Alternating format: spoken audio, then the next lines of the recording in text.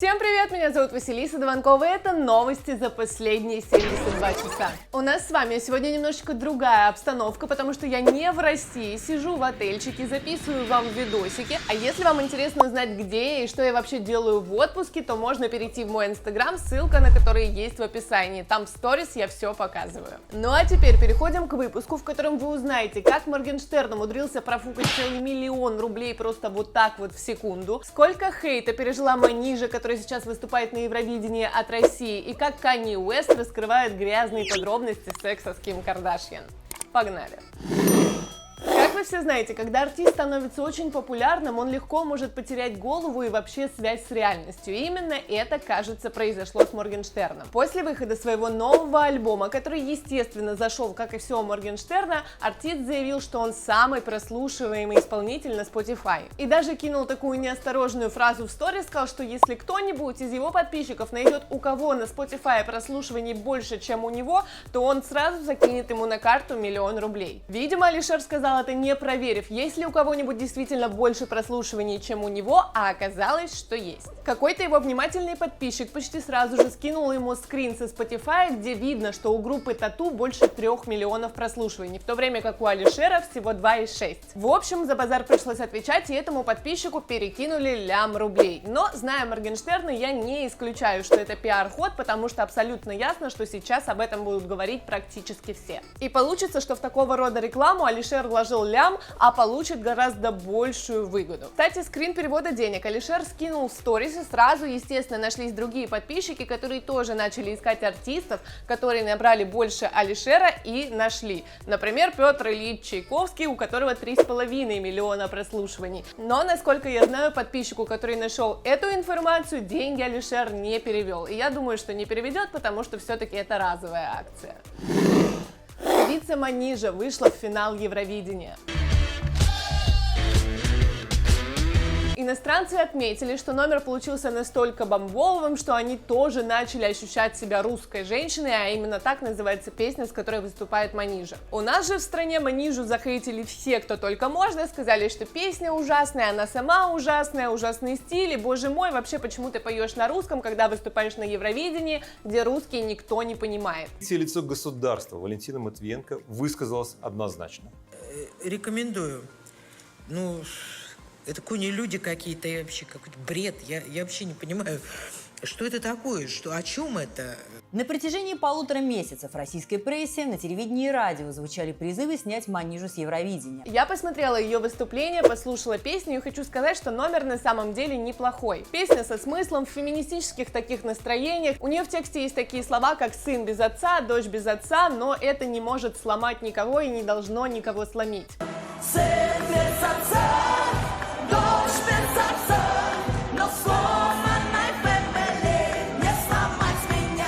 Также она поет о том, что русская женщина может все что угодно, так же, как в принципе и любая другая женщина. Помимо ее выступления, я посмотрела также и все остальные, и хочу сказать, что на общем фоне она выглядит очень-очень неплохо. Мне лично кажется, что в этом году на Евровидении реально какой-то слабый состав, и нету какого-то такого очевидного лидера, как это обычно бывает. Поэтому вполне возможно, что Манижа сможет принести нам призовое место. Посмотрим, что будет в финале. Знаете эти шутки парней о том, что после расставания их бывшие резко толстеют? Так вот, в случае Канье Уэста и Ким Кардашьян, которые развелись, потолстел именно Канье Уэст. Сейчас рэпера разнесло аж до 136 килограммов, то есть он такой вот настоящий пельмень, внутри много-много мяса и мало-мало теста. Если без шуток, то его близкие обеспокоены его здоровьем и говорят, что раньше именно Ким следила за его рационом, а теперь он ест все, что хочет, и вот, собственно, результат. Какая заботливая у него была Ким, подумаете вы, но у рэпера абсолютно другое мнение на этот счет. Он просто люто хейтит ее во всем медиапространстве, говорит, что она была ужасной женой, постоянно его упрекала, относилась к нему как к грязи. Но самое идиотское, что он смог выдать, это сказать, что несмотря на ее прекрасные формы, на то, что она является секс-символом для многих людей, она является полнейшим бревном в постели. Аккуратнее с языком, молодой человек. То есть вот что должно быть в голове у этого осла и вообще у людей, которые обсирают своих бывших, неважно, у женщин или у мужчин. Если ты прожил кучу лет в браке с женщиной, она родила тебе детей, а потом вы развелись, и ты рассказываешь, что она была бревном в постели и вообще унижала тебя и относилась как к грязи, то получается, ты чувак терпила, который терпел это все отношение и терпел плохой секс, но почему-то не уходил от нее. Ты что, с ума сошел? Я очень сильно сомневаюсь, что он держал ее на цепи, поэтому зачем было все это терпеть, непонятно. Вот и подумайте, кто выглядит в этой ситуации хуже. Ким, которую назвали бревном, или чувак, который прожил кучу лет с ней, а теперь как обиженная 5-летняя девочка бегает и жалуется везде, какая же ужасная она была. Кстати, лишние килограммы могут навредить не только их владельцу, но и окружающим. Дальше у нас удивительная просто по своей феноменальности новость. В Новокузнецке женщина 100 килограмм поссорилась с возлюбленным и в наказании села ему на лицо ягодицами. К сожалению, мужчина задохнулся после такого БДСМ. Ну, а обладательнице убийственных ягодиц, естественно, грозит срок. Лично мне интересно, успела ли у этого бедного парня пролететь вся жизнь перед глазами перед смертью, или все-таки последнее, что он видел, было, ну, вы сами поняли, что. Инстасамка решила увеличить себе поп. Эта новость звучит так, будто Даша решила бороться с хейтерами тем же способом, что девушка из предыдущей новости. Вы поняли как.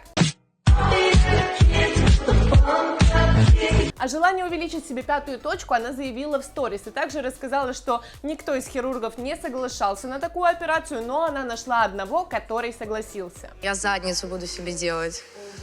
Станет ли инстасамка Ким Кардашьян нового Рунета, мы скоро узнаем. А пока я хочу напомнить, как выглядит попа той же Ким Кардашьян без фотошопа. Там видно эти импланты, выглядят они абсолютно ужасно, и можно, конечно, сказать, что инстасамка уже ничего не сделает хуже. Нет. Но все-таки хуже всегда есть куда, поэтому давайте просто посмотрим, что будет дальше. Вслед за инстасамкой под нож решила ложиться Настя Усеева. Она заявила, что много чего в себе хочет улучшить. Сделать себе губы, подбородок, убрать морщины и синяки под глазами. Как по мне, Настя и так прекрасно делает, и абсолютно непонятно, зачем ей нужны эти операции, но я, в принципе, понимаю эту тему. Я когда долго смотрю на себя в зеркало, мне тоже кажется, что можно вот здесь вот, а можно тут поменьше, а тут побольше, и хочется вот так. Что, она больная какая-то? Но такие смотрины на себя в зеркало обычно ничем не заканчиваются. Просто у тебя возникает сиюминутное желание что-то исправить, а потом, когда ты понимаешь, что это больно, долго и дорого, то как-то забиваешь на эту идею. Но это я говорю про себя, посмотрим, насколько серьезные намерения Насти.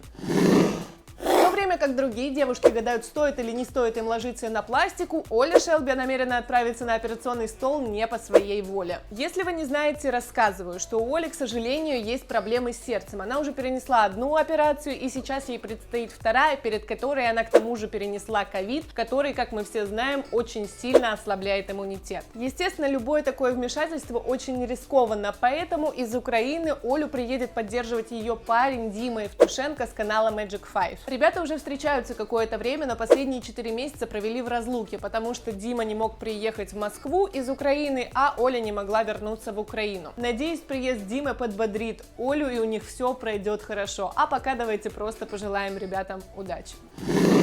Кажется, TikTok-дом Dream Team House распадается. Как сказал Даня Милохин, из него бегут участники. Бегите, глупцы. Также на личных страницах ребята начали закидывать одни и те же видео, что вскоре их покинут целых 4 участника. Буквально вчера Dream Team покинули Оля Шелби, Хаха-детка, Макс Климток и Никита Левинский. Почему в последнее время оттуда уходит так много человек, непонятно, но обычно люди уходят, когда их что-то не устраивает. Думаю, мы сами скоро все узнаем от ушедших ребят.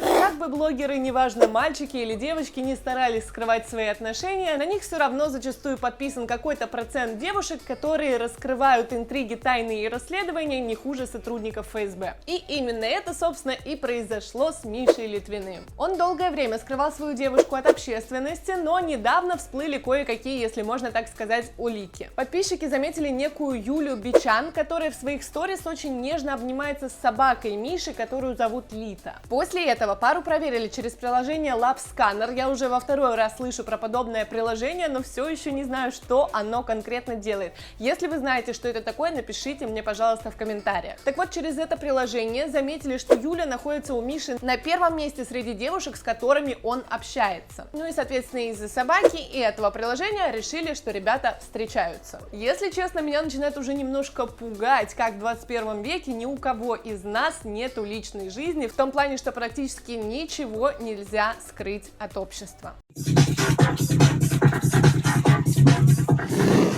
Один подросток из Испании очень хотел съехать от своих родителей и поэтому съехал от них под землю. И нет, ребят, это нормальная новость, он не умер, он просто реально переехал под землю. Но вы же знаете, что у многих из нас реально сложные отношения с родителями, и хочется побыстрее в 15, 16, 17 лет от них съехать, да вот только денег на это, как правило, почти ни у кого не бывает. Но этот чувак из Испании очень креативно решил эту проблему. После очередной ссоры с родителями он взял кирку, лопату и пошел рыть себе яму. Да ты чё? За 6 лет, внимание, 6 лет, он сделал себе под землей настоящую двухкомнатную квартиру с гостиной и спальней. Вы просто можете себе представить, насколько у тебя должны быть натянутые, мягко говоря, отношения с родителями, чтобы на протяжении 6 лет рыть себе хату под землей. Кстати, история закончилась хорошо, с родителями парень помирился, а они даже одобрили его увлечение раскопками. Кто-то раскапывает, а кого-то закапывает, как, например, Астрахань. Буквально недавно там поднялась такая песчаная буря, которая закопала практически весь город. Съемки очевидцев на самом деле реально пугают. Астрахань уже окрестили российским Silent Hill'ом.